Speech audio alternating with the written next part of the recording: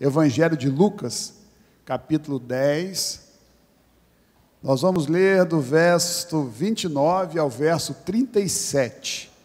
Lucas 10, versos 29 a 37. O título da nossa palavra hoje é O Bom Samaritano e os Relacionamentos na Família. Nós vamos aprender bastante, se Deus quiser, com o Bom Samaritano essa noite. Quem abriu, diga amém. Amém. Então vamos lá. Verso 29. Ele, porém, querendo justificar-se, perguntou a Jesus: quem é o meu próximo? Jesus prosseguiu dizendo: certo homem descia de Jerusalém para Jericó e veio a cair na mão de salteadores, os quais, depois de tudo lhe roubarem e lhe causarem muitos ferimentos, retiraram-se, deixando-o semi-morto. Casualmente descia um sacerdote por aquele mesmo caminho e, vendo-o, passou de largo. Semelhantemente, um levita descia por aquele lugar e, vendo-o, também passou de largo. Certo samaritano que seguiu o seu caminho passou-lhe perto e, vendo-o, compadeceu-se dele. E, chegando-se, pensou-lhe os ferimentos, aplicando-lhes óleo e vinho e colocando-o sobre o seu próprio animal. Levou-o para uma hospedaria e tratou dele. No dia seguinte, tirou 2 denários e entregou ao hospedeiro, dizendo: cuida desse homem, e se alguma coisa gastares a mais, eu te indenizarei quando voltar. Qual destes te parece ter sido próximo do homem que caiu nas mãos dos salteadores? Respondeu-lhe o intérprete da lei: o que usou de misericórdia para com ele. Então lhe disse Jesus: vai e procede tu de igual modo. Amém. Podem assentar. Glória a Deus. Nós temos muito para aprender com o Senhor, através da palavra dele. E hoje nós vamos estudar, ver um pouquinho na parábola, do bom samaritano, os relacionamentos. Nós vamos falar sobre 3 formas de relacionamento. E a primeira é do assaltante. O assaltante, ele achava que tudo que era do outro era dele também. Uma pessoa que pensava somente em si, uma pessoa egocentrada. E com isso ela desrespeitava o que era dos outros. Então a gente tem aqui 3 figuras. A primeira do assaltante, não é isso? Um relacionamento de acordo com a visão do assaltante. O segundo aqui é a visão do sacerdote e do levita. O sacerdote e o levita, eles são o símbolo daquelas pessoas que se relacionam dizendo o seguinte: o que é meu, o que é seu. Os meus problemas são meus e os seus são seus. Não se meta com os meus, que eu não vou me meter com os seus. E o terceiro é o samaritano. O samaritano é aquele que tem empatia. Ele entra no lugar do outro, ele entende que o que é dele pode ser também do outro. Ele sabe que ele pode ajudar. Então, são 3. O assaltante, o sacerdote e o samaritano. É importante, então, que você entenda que nós estamos fazendo uma simbologia. 3 formas de nós nos relacionarmos. Uma coisa que eu queria destacar para você é a seguinte: nós não agimos somente como o assaltante, mas nós também agimos como um assaltante. Nós não agimos somente como o levita e o samaritano, e em certas circunstâncias nós agimos como eles. E nós também não agimos somente como o samaritano, mas em certas circunstâncias nós também agimos como ele. O que nós queremos é que você essa noite veja a sua vida e faça um balanço e perceba como que você está agindo em cada nível de relacionamento familiar que você tem. E cuidado com o aspecto: quando nós somos a referência, quando nós somos a autoridade, quando nós somos o pai, quando nós somos a mãe, quando nós somos aquele que é mais velho, a nossa tendência é de nós nos relacionarmos com o modelo do assaltante, achando que nós podemos tudo e que nós não precisamos respeitar o que os outros pensam. O assaltante, como diz o Luiz, ele pensa só em si e ele acha que tem direito sobre a vida da outra pessoa. São pessoas que pensam que o mundo existe para servi-los. Então, quando você se relaciona como assaltante, você tem a seguinte lógica: eu sou o maior, eu sou o melhor e todos estão aqui para me servir. Ele sempre coloca a culpa nos outros. Imagine só, pense naquele, né, assaltante. Ele acha que tudo de ruim na vida dele é por causa do outro. Então ele põe a culpa, ele nunca se envolve nas questões. No fundo, relacionar da forma que o assaltante se relaciona, significa que ele acha que ele é melhor do que o outro. E aí eu queria te perguntar, você na sua casa, na sua família, com seu filho, com a sua esposa, será que você, às vezes, não pensa que você é melhor do que o outro? Será que você acha que tem direito de tomar o que é do outro? Às vezes esse assaltante, né, ele se vê como uma vítima, ele se acha injustiçado, né, ele acha que todas as pessoas, então, têm que trazer tudo para ele, e ele tenta destruir. O que um assaltante chega? Ele chega ali, ele destrói, ele rouba o que é da outra pessoa, e às vezes nós fazemos isso com as pessoas que estão próximas da gente. A gente destrói, né? A gente quer só nós mesmos, né? Só nós sermos os grandes, então nós destruímos as pessoas. Na verdade, quando a gente se relaciona na lógica do assaltante, a gente acha que o nosso problema é o maior, que a nossa frustração é sempre a mais intensa e que nós precisamos ser servidos por todos. Nós achamos que todos têm a obrigação de nos servir. Nós nos achamos maiores do que os outros, então nós queremos que todos façam a nossa vontade. Quem já pensou assim, pisca os olhos, não levanta a mão, não é isso? Quando a gente vive como, né, um assaltante, quando nós temos essa forma de relacionar, a gente rouba a alegria das pessoas que estão do nosso lado. A gente não permite que as pessoas que estão do nosso lado façam escolhas. A gente rouba a estabilidade emocional da família. Realmente o assaltante, ele rouba, e ele rouba os relacionamentos saudáveis. Então, olha só, eu quero que você entenda que nós estamos te colocando para pensar. E a gente quer te dar alguns exemplos práticos de situações quando você age como um assaltante. Pastor, esse negócio está meio forte, né? Mas vamos lá, vamos colocar. Quando a gente, às vezes, está em família, a gente vai sair, ou a gente vai bolar um passeio das férias, normalmente, algumas pessoas têm uma tendência de achar que a vontade dele tem que ser a obedecida. Quem já pensou assim, diz amém. Ninguém, né? Muita gente já pensou dessa forma. Ser assaltante é justamente dessa forma. Esses dias atrás eu vivi uma situação muito engraçada. Eu estava numa casa com uma família, onde os irmãos estavam todos juntos. E havia uma discussão sobre onde ir após o culto. E eu estava ali no meio, eu era amigo e tal. E aí o irmão mais velho falou assim, nós vamos em tal restaurante. Aí todo mundo falou assim, mas fulano, já está tarde, eu não quero gastar, porque ele queria no restaurante muito caro. E não precisa, domingo à noite, amanhã cedo nós vamos ter que sair para trabalhar. Ele falou assim, se não for, eu vou.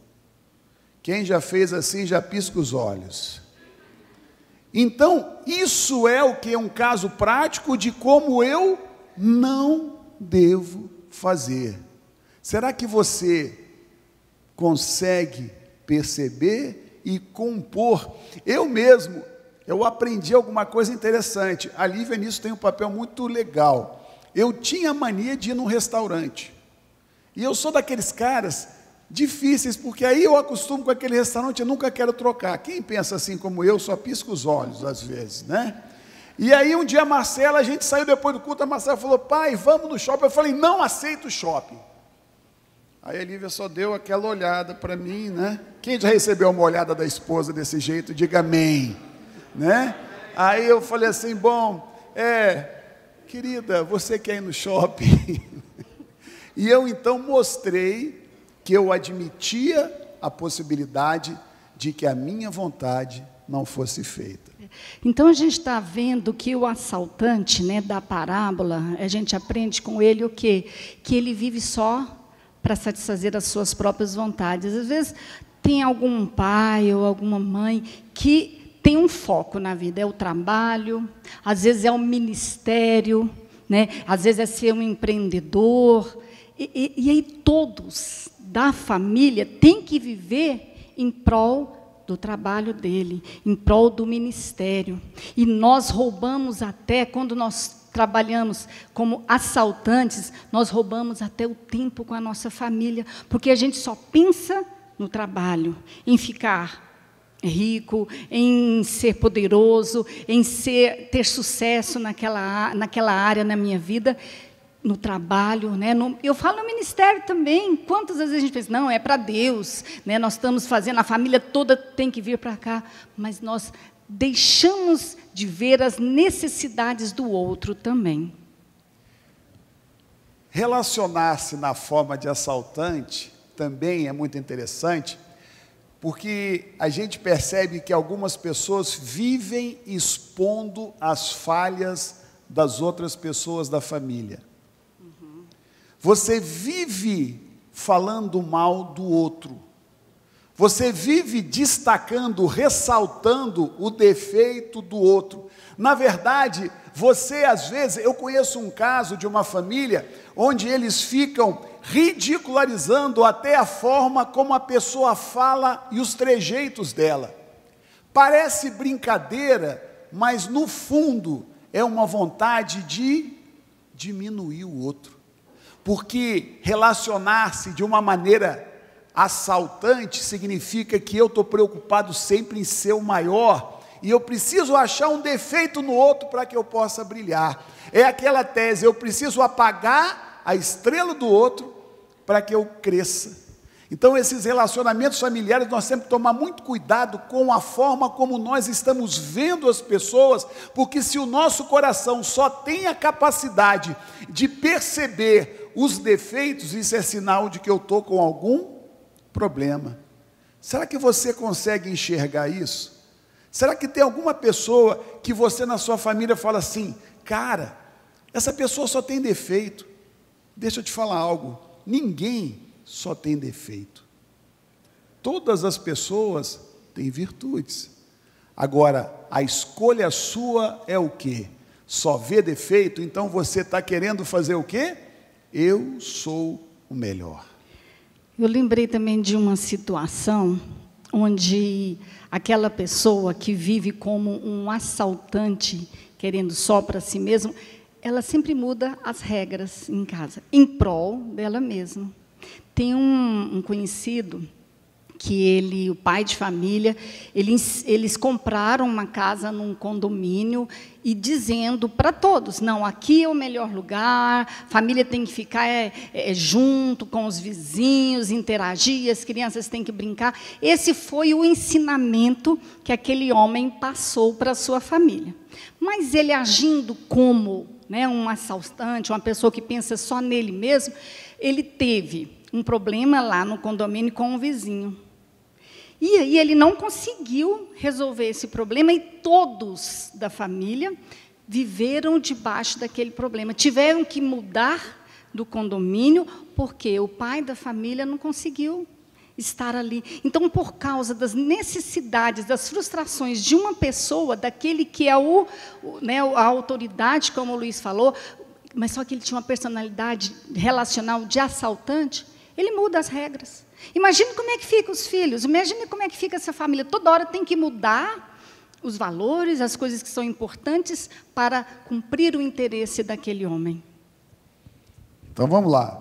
Mais situações onde você age como um assaltante. Uma das coisas que a família mais preza é quando a sua liderança, quando o pai, a mãe, eles demonstram, eles expressam claramente que todas as ações, elas vão trazer para todos o benefício. E eu conheço uma situação que aconteceu alguns anos atrás, que foi muito engraçada.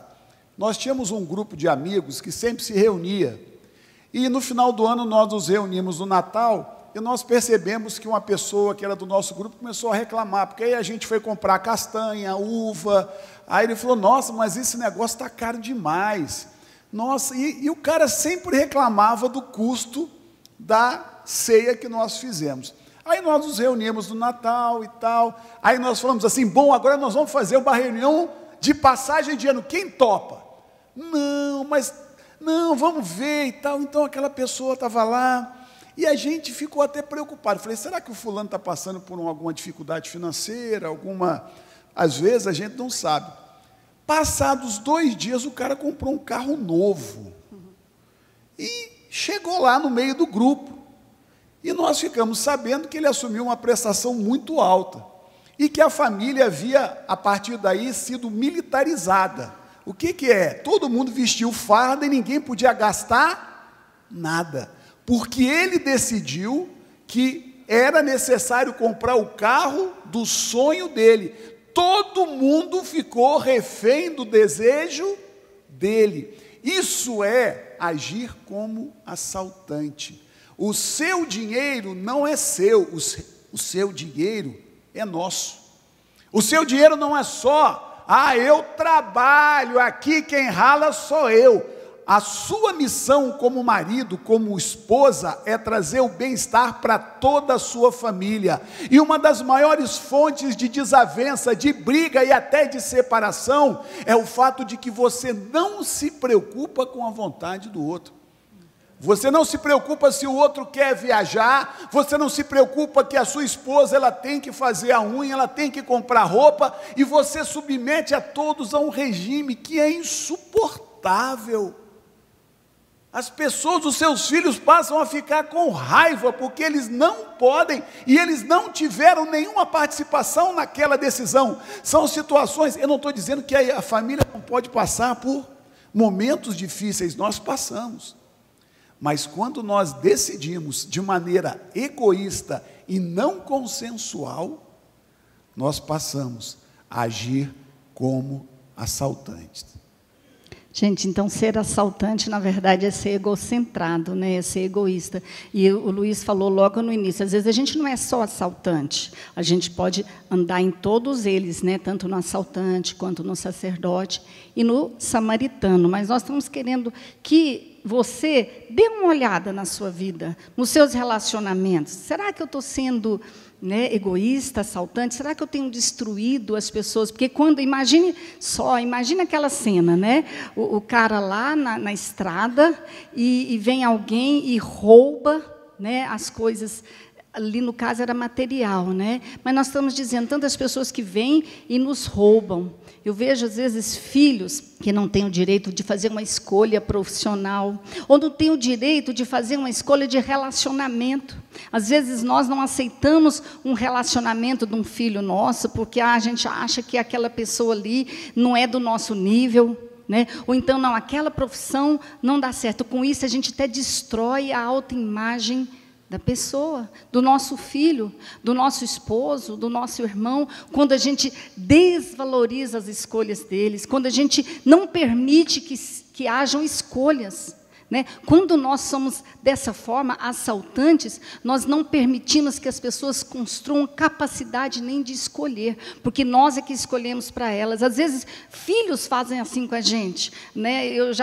Os meus filhos são adultos, e às vezes se eu faço alguma escolha de alguma coisa que para eles é meio ultrapassado, se eles falam para mim, não, mãe, que mico que você está pagando, assim, não me permite sentir bem, não me permite nem saber que eu tenho capacidades, e às vezes a pessoa vem destruindo a minha autoimagem. O assaltante, ele destrói a gente mesmo. Será que tem pessoas na nossa família que também estão nos assaltando e nós estamos permitindo? Às vezes a gente tem que colocar limite. Às vezes a gente vai deixando as pessoas tirarem da gente as coisas que são importantes e a gente não faz nada, né? Em família nós temos que ver tanto quando nós roubamos dos outros, quando nós precisamos de colocar limites.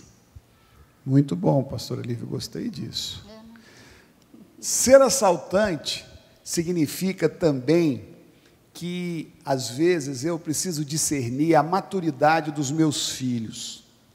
Quando eu tenho filhos, eu não posso falar tudo o que eu quero perto deles de uma maneira descuidada e desavisada. Por que eu estou dizendo isso? Porque às vezes você vai fazer um comentário sobre o que você acha de um comportamento do seu irmão, de um comportamento do avô, da avó, do comportamento de um tio, de um sobrinho, e você tem que tomar muito cuidado, porque senão você vai pegar uma criança e vai jogar para ela um comentário onde ela vai assimilar aquilo e ela não vai conseguir respeitar o avô, respeitar a avó, respeitar o tio, ela não vai ser capaz de valorizar o primo. Eu conheço o exemplo de uma família onde o casal, de uma maneira muito pouco cuidadosa, comenta tudo perto dos filhos. Isso cria um desrespeito com o avô, isso cria um desrespeito com os tios, eles não valorizam. Será que você tem esse cuidado de comentar as coisas com comedimento, com cuidado? Porque senão você vai estar dividindo a sua casa. Cuidado com o que você fala para o seu filho. A gente vê a dificuldade de adolescentes com a igreja, porque os pais vivem criticando o pastor, vivem criticando a líder do louvor, vivem criticando a pessoa que cuida dos adolescentes. Depois eles querem que esse adolescente queira vir na igreja. Como que isso vai acontecer? Não tem como. Então nós precisamos ter cuidado. Nós não podemos destruir as pessoas, nós não podemos roubar delas o direito de ter uma boa imagem, principalmente porque a imaturidade daquela pessoa não lhe permite enxergar as virtudes, e muitas vezes nós é que somos imaturos e não estamos enxergando a virtude daquela pessoa. O teu irmão tem virtudes, repete comigo, todo mundo tem virtude, fala comigo. De novo, todo mundo tem virtude. Sabe, tem muitas situações que nós fazemos porque nós temos problemas, tem as nossas histórias. Às vezes a gente é assaltante porque a gente se sente injustiçado, como eu falei, a gente tem faltas, a gente tem perdas, mas a gente tem que parar e olhar o outro. Muitas mães ou pais, porque têm necessidades de serem cuidadas, supridas, não permitem que seus filhos se relacionem nos seus casamentos. Né? O menino, por exemplo, casa e a mãe fica ali, né? Não permitindo que ele se relacione com a sua esposa. Quantos jovens que são solteiros porque precisam de estar com a mãe ou com o pai, porque a mãe ou o pai se sente sozinho, porque ficaram viúvos, ou né, alguma situação que aconteceu. Essas mães ou esses pais, eles não estão percebendo que eles estão impedindo o amadurecimento dos seus filhos, impedindo que a vida dos seus filhos continue. Eu conheço uma mulher, ela tem mais de 40, ela deve ter uns 42, 3 anos. Ela escolheu, na família dela, não se casar, porque ela estava cuidando da mãe dela. É uma lealdade assim, meio empurrada, né? A mãe era viúva e ela ficou ali, cuidando da mãe. Hoje ela já está com 40 e poucos anos. A mãe também, sem perceber, né, tirou a possibilidade dessa moça de construir a sua história. E hoje, na semana passada, eu estive conversando com ela. A mãe dela, hoje, mais de 90 anos, está com um câncer e está para, né, no final desse câncer. E a mulher, essa moça de 40 anos, está desesperada, porque ela sente assim, que ela deixou toda a vida para cuidar da mãe, e agora a mãe não pode abandoná-la, né? Então, houve aí uma situação que, né, do decorrer da vida, que essa filha se sentiu roubada. Eu vejo vários jovens também, homens ou mulheres, que não se casam, porque a mãe está ali cuidando, ou o pai está ali controlando a vida. Isso são famílias que têm relacionamentos de assaltantes. Outra forma muito forte de nós roubarmos as pessoas e as destruirmos é quando nós fazemos da nossa casa um lugar, um ambiente de guerra, de briga, de discórdia. Há casas de pessoas que frequentam a igreja, onde a marca registrada é gritaria, briga, jogar coisas, gritar palavrões. Eu estou falando isso, meu querido, não porque eu quero te condenar, mas porque nós precisamos fazer das nossas casas agências do reino de Deus. Nós somos chamados para ser cidade edificada sobre o monte, nós somos chamados para ser sal, para ser luz. Qual é, eu estou te falando, meu irmão, não para te condenar, mas para você abrir os olhos, qual é o ambiente da sua casa? Se eu chegar para te visitar, eu sei de uma história muito engraçada. Quando eu morava no Rio de Janeiro, tinha uma família lá que eles eram bagunceiros, beberrões, e eles iam num grupo de jovens, sabe? E um dia o pastor foi visitá-los, nunca esqueço dessa história. E eles, realmente assim, o pé estava no mundão. E o pastor chegou de surpresa num dia, no final da tarde. Quando ele chegou na porta, a música era a pior possível. E estava tendo uma discussão que o palavrão estava rolando solto, aquela coisa do desrespeito. Aí o pastor tocou a campainha. Quando eles viram o pastor, meu irmão, eles só faltaram se esconder. Eu queria te perguntar, qual é o testemunho que o teu vizinho tem da tua casa? E o que você tem ensinado para o seu filho? Qual o exemplo? Quando nossos filhos gritam, você sabe com quem que eles aprenderam a gritar? Repita comigo, fala comigo. Se teu filho grita, ele aprendeu com você. Se teu filho xinga, ele aprendeu com você. Qual é o exemplo? E nós estamos falando, né, não só do relacionamento de pai e filho. Quando a gente vai dando uns exemplos, tenta lembrar da sua história e em outras relações também.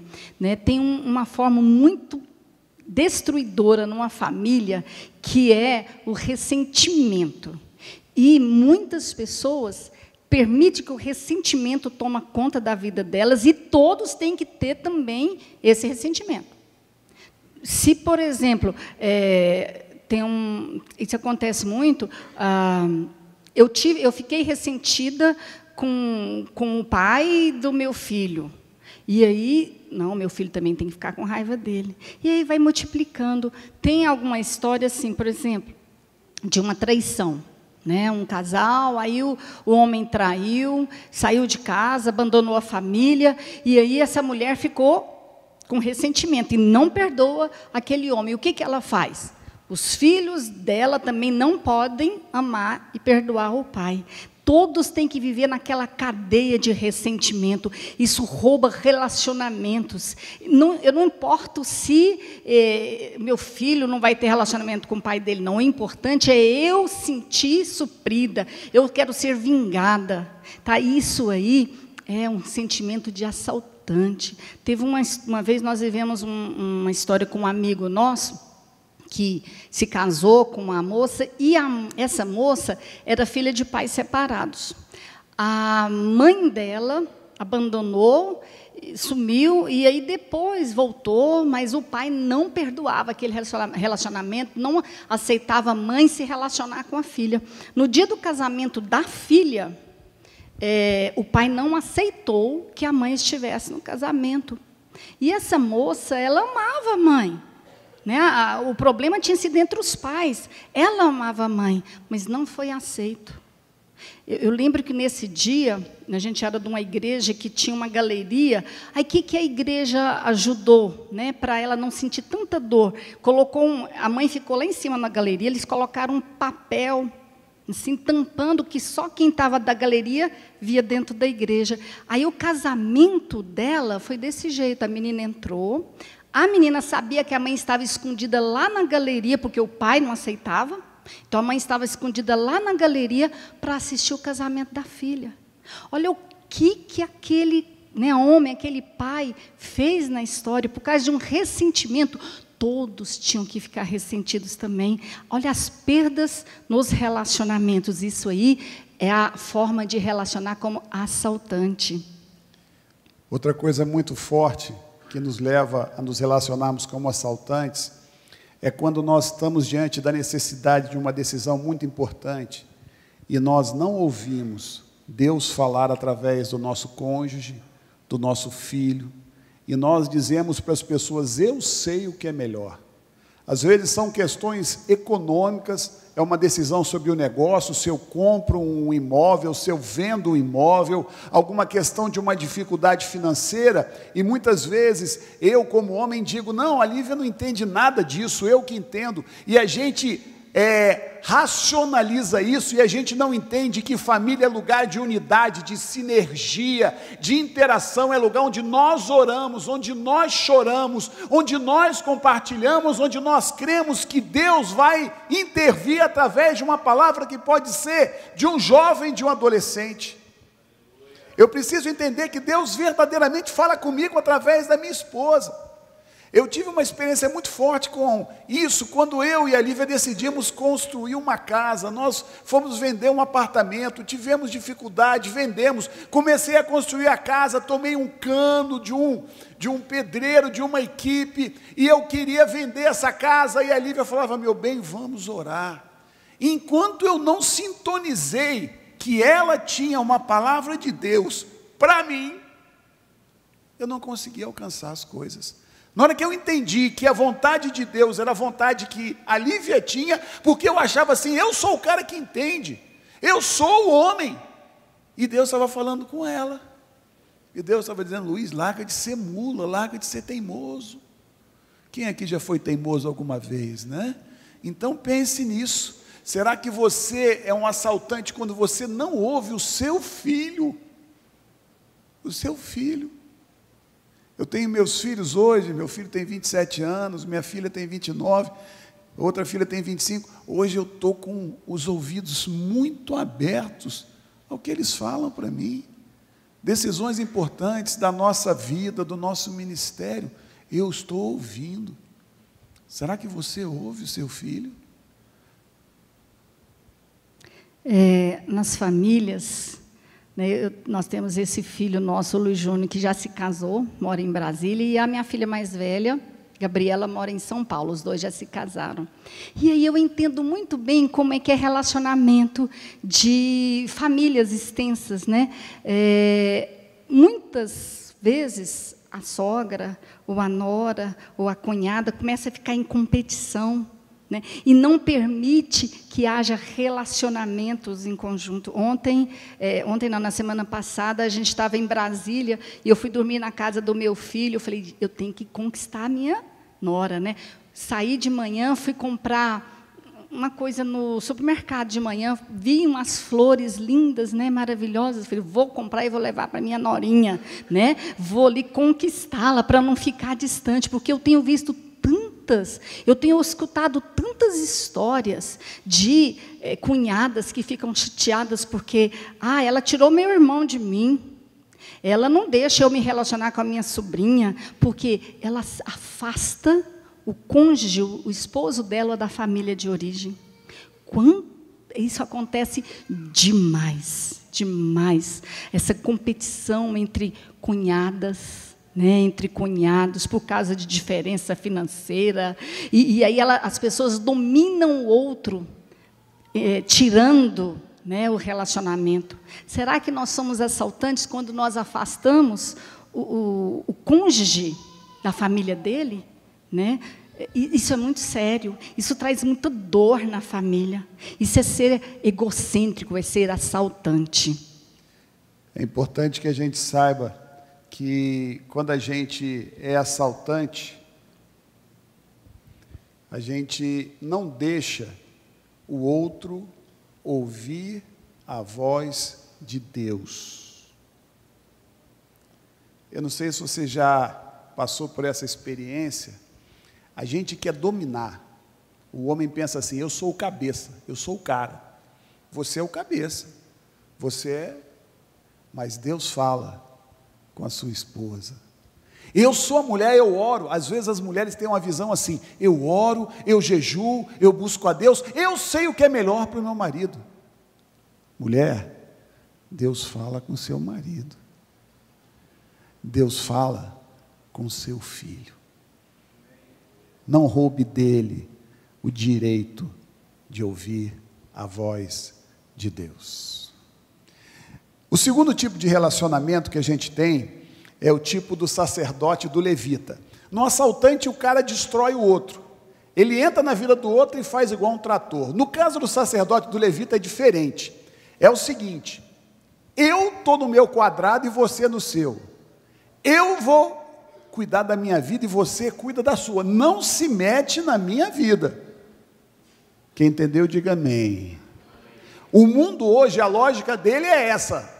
Não se mete comigo, você não tem nada a ver comigo. E quando eu leio sobre o cristianismo, quando eu leio a palavra de Deus, eu descubro que eu tenho tudo a ver com a tua vida. Pastor, mas que trem complicado. Meu irmão, em certo aspecto, o cristianismo é muito complicado, ao mesmo tempo é muito simples. Porque eu descubro que eu preciso do outro. Então essa é a lógica do levita. O levita, né, ou o sacerdote, como é que foi? Tinha uma pessoa ferida ali, longe, ele passou ao largo, não quis nem entrar em contato com aquele, porque dá trabalho. Será que nós não fazemos assim? Não quero nem saber qual que é o problema da minha irmã, está passando por problema ali, não quero conversar não, senão vai me dar trabalho, eu vou ter que ajudar financeiramente, às vezes eu vou ter que dar um aconselho, então eu não me relaciono. O levita é aquele que tem até um porte de crente, de cristão, de tudo correto, de tudo certinho, mas ele não quer trabalho, ele não quer relacionar. Olha, o levita, ele se afasta. O sacerdote, né, aquele da parábola ali, ele se afasta, porque ele tem preguiça de relacionar. E às vezes ele sabe o que está acontecendo, mas ele faz de conta que não está vendo, ele não quer ver. Será que nós fazemos assim? A gente vai deixando as coisas acontecerem para se resolver? Ah, não, estou vendo que a minha mãe está cheia de problema, não vou nem almoçar lá esse final de semana, porque eu não quero nem saber de aquilo ali, senão eu vou ter que tomar atitude. Né? A minha irmã que está tomando conta lá da minha mãe, deixa para lá. Às vezes a minha irmã está com tantos problemas e eu não quero nem saber. Ou o meu cunhado ou a minha cunhada. Muitas vezes eu quero até diminuir, destruir para o meu esposo a imagem da minha cunhada para a gente se afastar. É assim que é o relacionamento desse sacerdote, desse levita. Interessante que a minha mãe, ela tinha muitas questões, muitas dificuldades dessa área.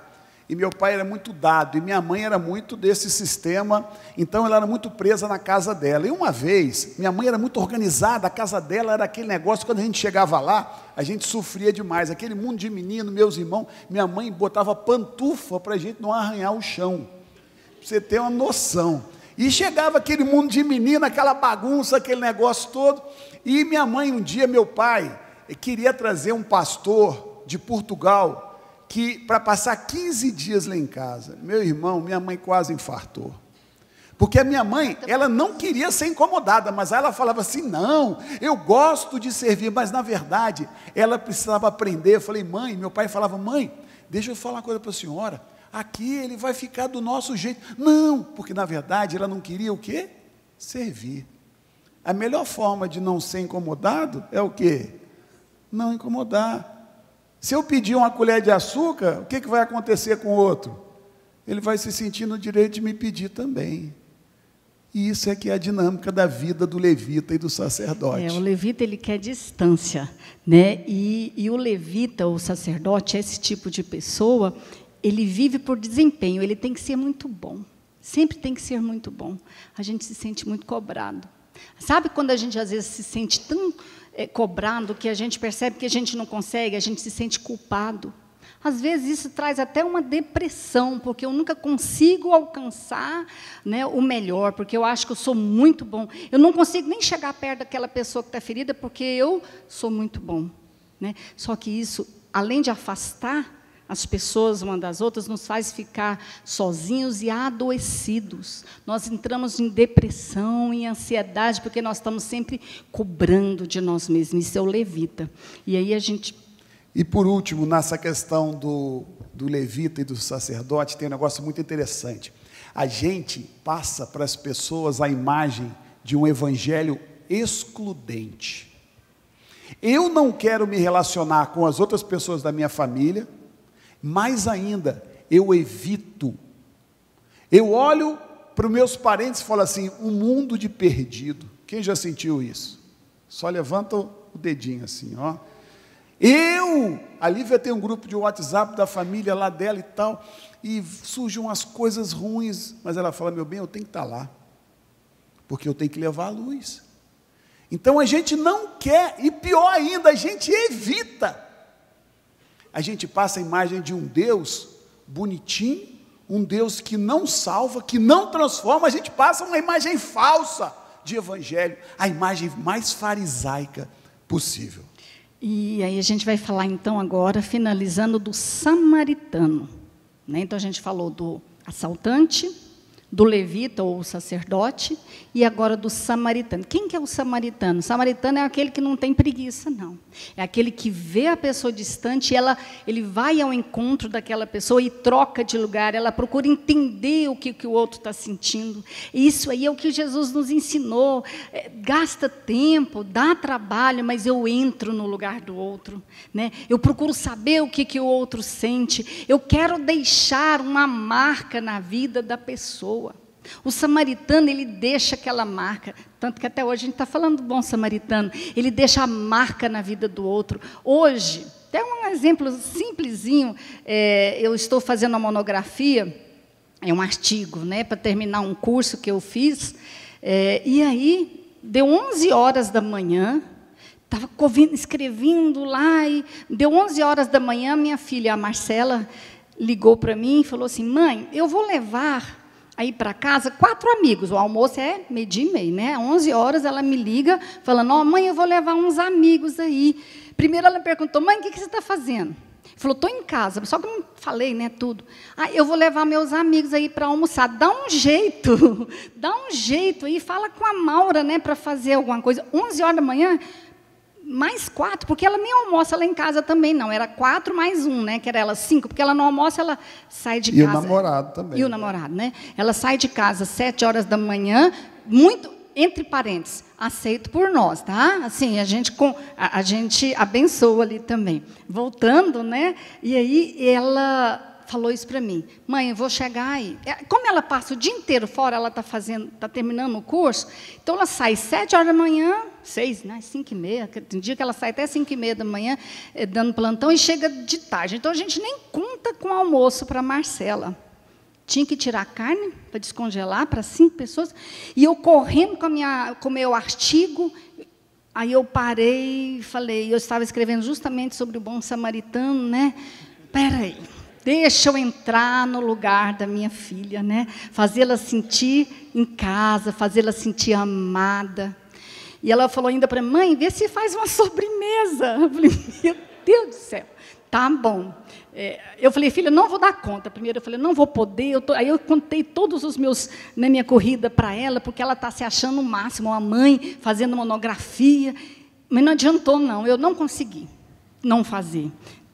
Parei, desliguei o telefone, fui lá na cozinha, falei, olha, Maura, vamos fazer isso, vamos fazer aquilo. Tirei do freezer uma carne, ainda bem que tem uns micro-ondas, negócio aí. Nós fizemos um banquete, né, em 40 minutos. Eu e a Maura fizemos um banquete, ainda fiz a sobremesa. Né? Olha como que Deus é bom. Eu quis marcar, não é a comida, é marcar para ela como ela é valorizada em casa. Eu preciso de mostrar para ela que eu aceito os amigos dela, que eu aceito as escolhas. Isso é o relacionamento de bom samaritano. Bom samaritano não é fazer coisa grande, não, são coisas pequenas. Como eu contei, por exemplo, para vocês, que eu levei a flor para minha nora. Luiz. Foi muito bom. Eu levantei cedo, falei, uai, cadê essa flor? Não, meu bem. Aliás, quem comprou fui eu. Falei, glória a Deus, amém, né? Fiquei satisfeito. E para a gente encerrar, duas coisas muito legais que eu vivi esse fim de semana também, nessa questão do samaritano, que eu gosto muito de contar na prática. O irmão da Lívia é muito amoroso, e nós éramos em 13.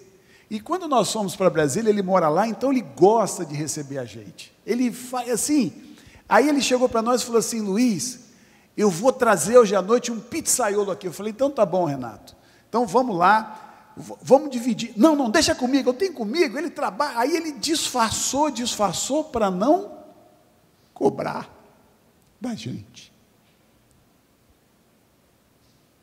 O amor faz a pessoa se sentir atraída. É tão gostoso a gente se sentir amado. E aí foi engraçado que aí no domingo nós fomos sair para almoçar.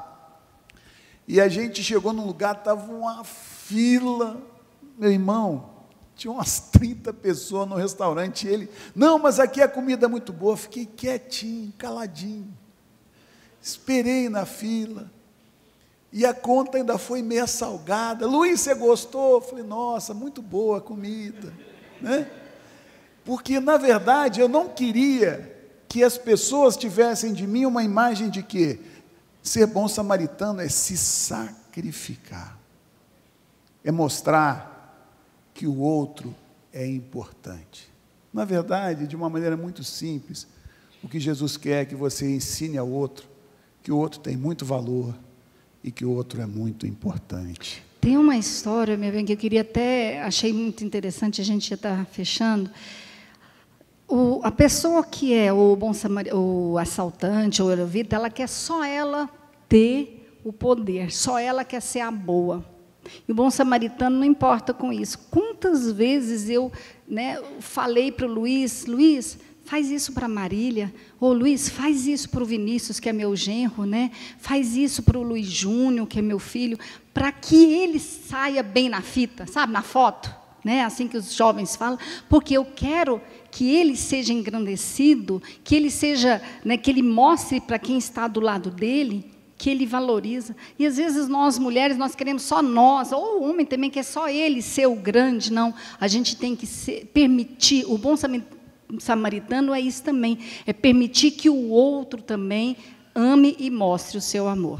Vamos ficar de pé.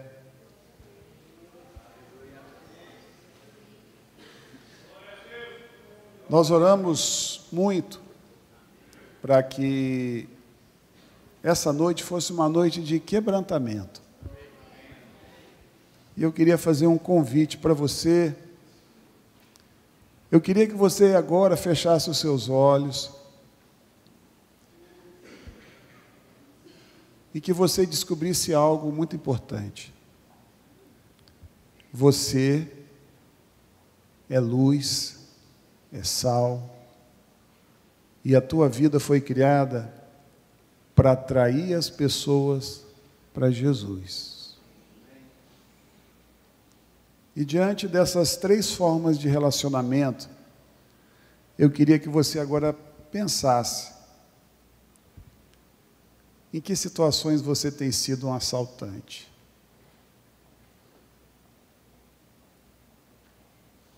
Em que situações você tem sido como o levita e o sacerdote. Eu queria te chamar para vir no altar e dizer para Deus que você entendeu hoje que o teu chamado é fazer as pessoas entenderem o valor que elas têm. E você só faz isso através de relacionamentos. Você está na tua família porque Deus escolheu ela. Você não escolheu onde você está como família, mas Deus escolheu. Pastor, o Senhor não conhece a minha família, eu quero te dizer que ali é o lugar de você ser sal e luz. Eu queria te chamar para vir aqui na frente fazer hoje, diante de Deus, uma aliança, um voto de mudar o jeito de se relacionar. E a partir de hoje, você ser alguém que se relaciona com o modelo do bom samaritano. Que você consiga diminuir as incidências do assaltante. Que você consiga neutralizar a influência do levita e do sacerdote. E que a tua vida seja como a vida de Jesus. Vem aqui na frente, nós vamos orar. E eu queria que mais do que isso, que você visse pessoas que você precisa pedir perdão. Porque você tem sido um assaltante na vida delas. Você não tem deixado ela escolher, ela viver. Você não tem deixado ela descobrir o valor que ela tem.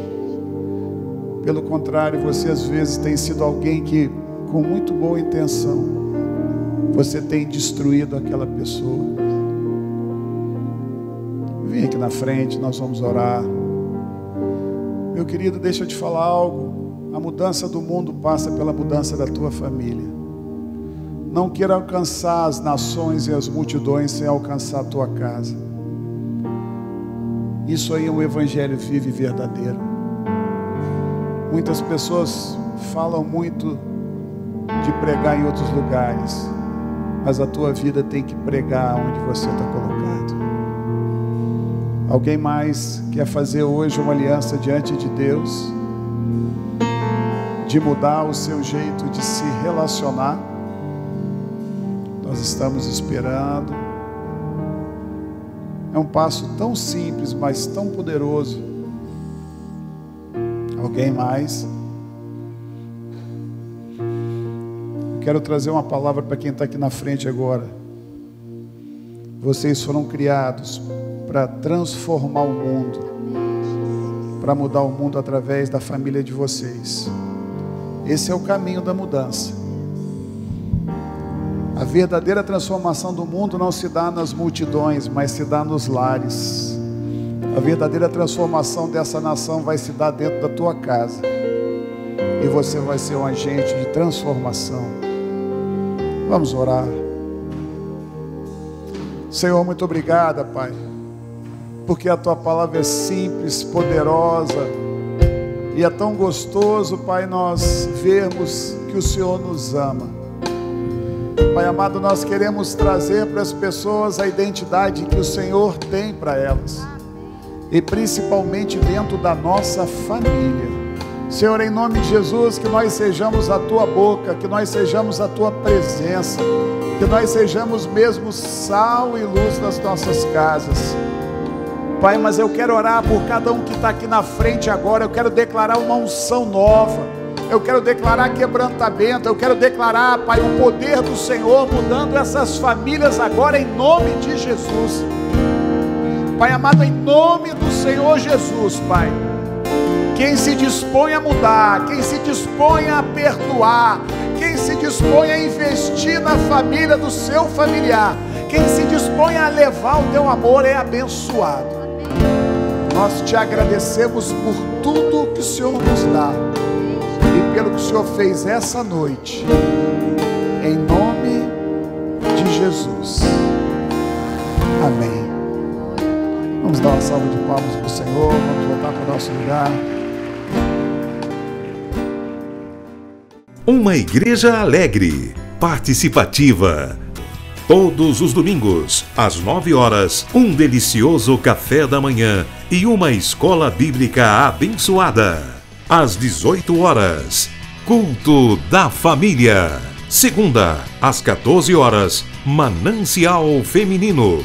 Terça-feira, às 20 horas, Homem de Verdade e Mulher Ideal. Quarta-feira, às 19h40, culto de ensino, além de uma programação semanal para todas as idades. O nosso sonho é expandir o reino de Deus e chegar a todas as nações do planeta Terra. E eu quero convidar você a fazer parte desse grande projeto, que com certeza Deus vai te abençoar. Catedral da Família.